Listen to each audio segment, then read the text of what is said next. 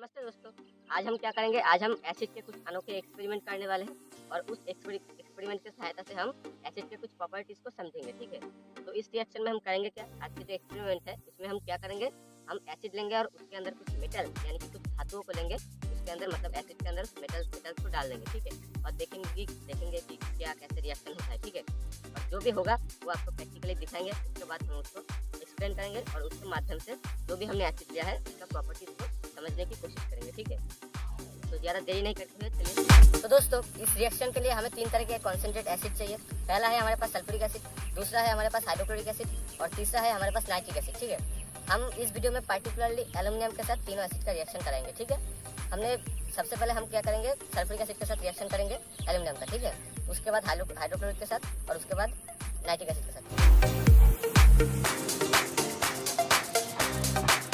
दोस्तों, यहाँ पे हमारे पास है डिस्टिल वाटर और यहाँ पे हमारे पास है कॉन्सेंट्रेट सल्फ्यूरिक एसिड। ठीक है, हम क्या करेंगे, सल्फ्यूरिक एसिड को मतलब डिस्टिल वाटर में डाल के सल्फ्यूरिक एसिड का 70% कॉन्सेंट्रेट सॉल्यूशन बनाएंगे। ठीक है, मतलब थोड़ा डाइल्यूट करेंगे कॉन्सेंट्रेट एसिड को। ठीक है, ये हम डाइल्यूट क्यों करेंगे, हम वीडियो के एंड में इसके बारे में बात करेंगे। ठीक है,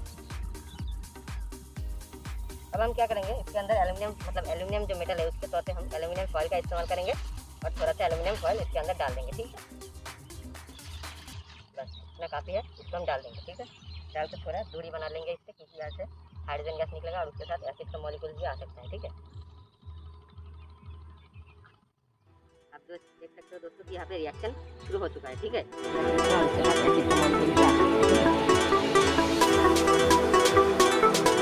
आप देख सकते हो दोस्तों कि यहाँ पे रिएक्शन शुरू हो चुका है। ठीक है, और ये जो मतलब स्मोक या फिर जो गैस निकल रहा है वो है हाइड्रोजन गैस। ठीक है, इसके बारे में हम वीडियो के एंड में चर्चा करेंगे। ठीक है,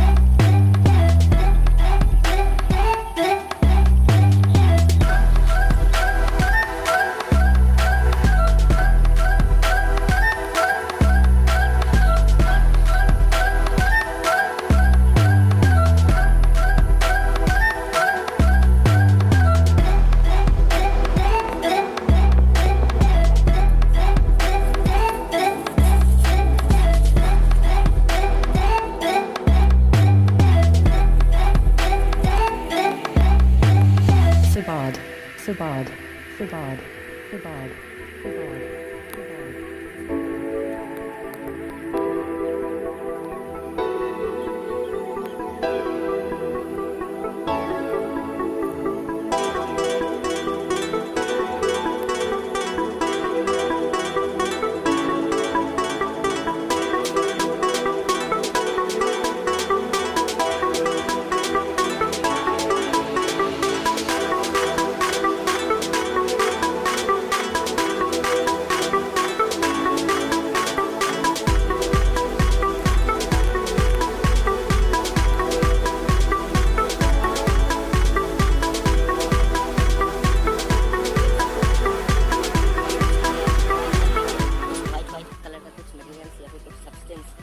जमा हो रहा है। ठीक, इसके बारे में भी हम वीडियो के एंड में चर्चा करेंगे कि ये सब्सटेंस क्या है, और जो गैस निकल रहा है वो तो मैंने आपको पहले बता दिया कि वो हाइड्रोजन गैस है। ठीक है,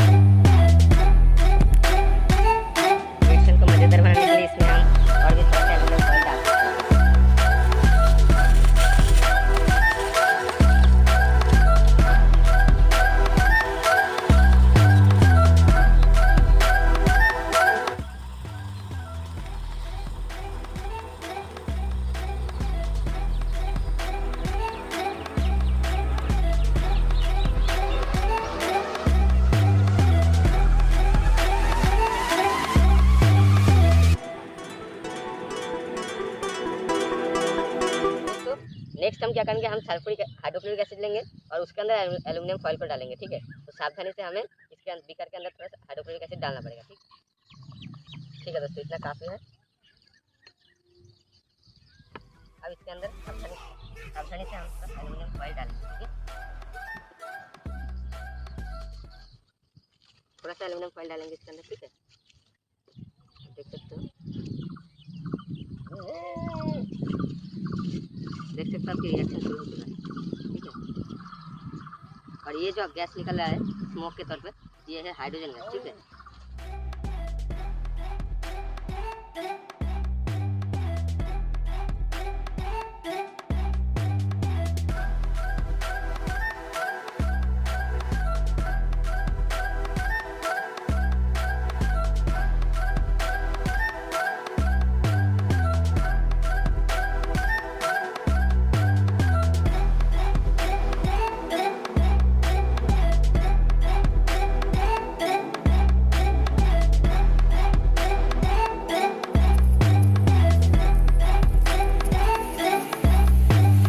Sabad, Sabad, Sabad, Sabad, Sabad.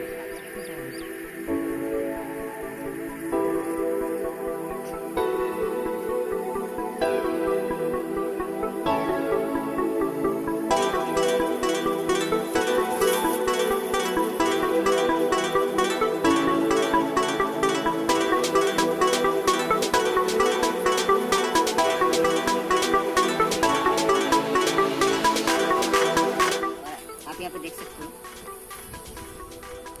यहाँ पे बीकर के नीचे थोड़ा व्हाइट कलर का कुछ जमा हुआ है, ठीक है। वो जो है वो है एल्यूमिनियम क्लोराइड, ठीक है। और जो गैस निकला वो है हाइड्रोजन गैस, ठीक है। तो दोस्तों आपने देखा आपके सामने कि कैसे कि क्या रिएक्शन हुआ, पूरा रिएक्शन कंप्लीट हुआ, ठीक है। आपने प्रैक्टिकली रिएक्शन को देखा, आप थियोरिटिकली रिएक्शन को समझने की कोशिश करते हैं, ठीक है। हम 3 तरह के एसिड से एल्यूमिनियम का रिएक्शन किए हैं, ठीक है। पहला है हाइड्रोक्लोरिक एसिड से एल्यूमिनियम का रिएक्शन, दूसरा है सल्फ्यूरिक एसिड से, और तीसरा है नाइट्रिक एसिड से एल्यूमिनियम का रिएक्शन।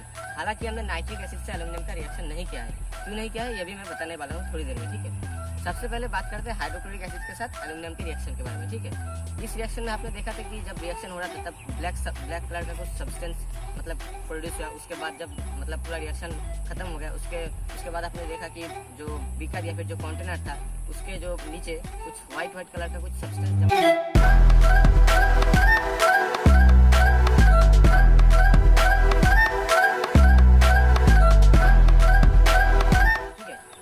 Aluminium chloride. और जो गैस निकल रहा था इस मतलब रिएक्शन के टाइम में जो स्मोक के तौर पे गैस एयर में मिक्स हो गया निकल के, वो था हाइड्रोजन गैस, ठीक है। ये जो गैस है ये बहुत ही हल्का होता है और अगर हम इसको कई जगह पे कैद कर सकते थे तो अगर उसके बाद हम उसको बैलून में भरते तो वो बैलून आसमान में चला जाता, जिससे हम बचपन में खेलते थे, ठीक है।